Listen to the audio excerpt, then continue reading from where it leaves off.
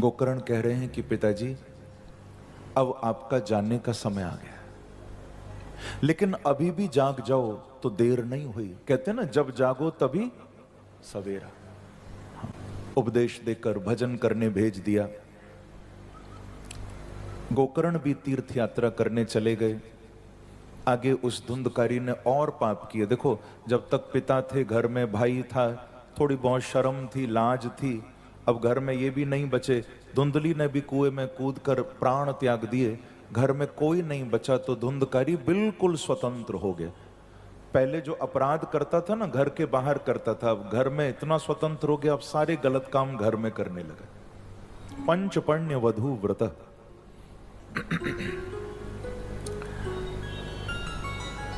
सूत जी महाराज कहते हैं कि ऋषियों,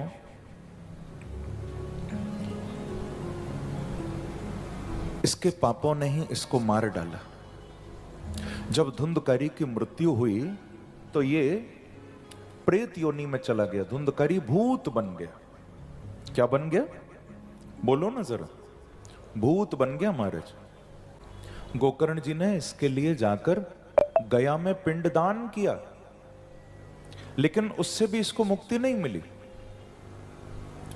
ये प्रेत बना बना आत्मा भटक रही है, तड़प रहा है। अहम भ्राता त्वदीयोस्मि धुंधकारीति नामतः स्वकीय नैव दोषेण ब्रह्मत्वं नाशितम मया। रोता है, कहता है भैया मेरा उद्धार करो। गोकर्ण जी को कहता है भैया मेरा उद्धार करो, इस प्रेत योनि में बड़ा कष्ट है, मुझे मुक्ति दिलाओ। गोकर्ण जी बोले कोई बात नहीं, तेरी मुक्ति का कोई रास्ता होगा। तो गोकर्ण जी त्रिकाल संध्या वंदन करते थे, सूर्य भगवान को अर्घ देते थे, सूर्य उपस्थान करते थे, गायत्री जप करते थे। आज सूर्य भगवान से प्रार्थना की। देखो, ये सूर्य और चंद्र, बाकी देवता दर्शन दें न दें, ये दो देवता ऐसे हैं जो रोज दर्शन देते हैं। प्रेम से कहो श्री राधे।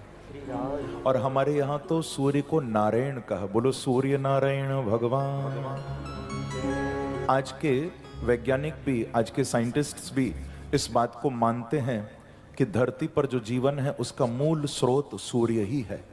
सूर्य न हो तो धरती पर जीवन न बचे। तो सूर्य तो नारायण है, जो जीवन दे वो नारायण है। तो सूर्य भगवान को कहा, हे सूर्य देव, आप प्रत्यक्ष देव हैं, हमारे भाई की मुक्ति का उपाय बताएं। तो सूर्य भगवान की आवाज आई। कितना सुंदर सूर्य देव बोले, गोकर्ण तुम्हारे भाई की मुक्ति का केवल एक उपाय बचा है। क्या? कि श्रीमद् भागवतां मुक्ति सप्ताहं वाचनं कुरु इति सूर्य वचः सर्वै धर्म रूपम तु विश्रुतम। सूर्य नारायण कहते हैं कि गोकर्ण, तुम्हारे भाई की मुक्ति का केवल यही उपाय बचा है। क्या? श्रीमद् भागवतान मुक्ति। आप उनको भागवत कथा सुनाओ। कौन सी कथा सुनाओ? बोलो ना जरा। भागवत कथा सुनाओ। और वो भागवत कथा कैसी? सप्ताहम वाचनम कुरु। वो 7 दिन में पूरी होनी चाहिए। सप्ताह विधि की बड़ी महिमा है। गोकर्ण जी तुरंत तैयार हो गए और एक 7 गांठ वाला ना बांस रखा। आपने देखा होगा बैम्बू होता है बांस, उसमें बीच बीच में गांठें होती, तो 7 गांठों वाला बांस रखा। एक किसी गांव के व्यक्ति को यजमान बना लिया संकेतात्मक रूप से, और भागवत जी की कथा प्रारंभ की। तो वो जो धुंधकारी था ना प्रेत, वो वायु रूप था, वो आकर उस बांस में बैठ गए और भागवत कथा सुनने लगा। जैसे ही पहले दिन की कथा का विश्राम हुआ ना, तुरंत उस बांस की एक गांठ फट गई, अपने आप खुल गई।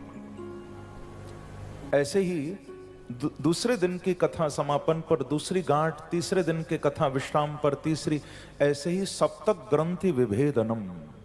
7 दिन जब पूरे हो गए, 7 दिन में 7 गांठें खुल गईं। और महाराज चमत्कार हो गया। जो धुंधकारी प्रेत योनि में पड़ा था ना, अब वो प्रेत नहीं रहा। जब भागवत का विश्राम हुआ तो धुंधकारी भी बांके बिहारी का पार्षद बन के प्रकट हो गया।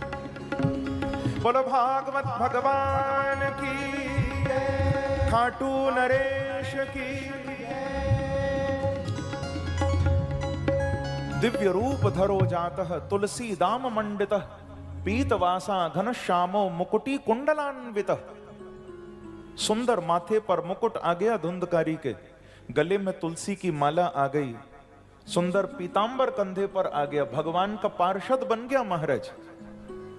देवता जय जयकार करते हैं, देवता भी कहते हैं धन्या भागवती वार्ता प्रेत पीड़ा विनाशिनी। धन्य है भागवत की कथा कि एक प्रेत को मुक्ति दिला दी। सोचो भैया, जो मरकर भूत बन गया था, जब भागवत ने उसको मुक्त कर दिया, हम तो कितने भाग्यशाली हैं कि भूत बनने से पहले ही भागवत कथा में आकर बैठ गए।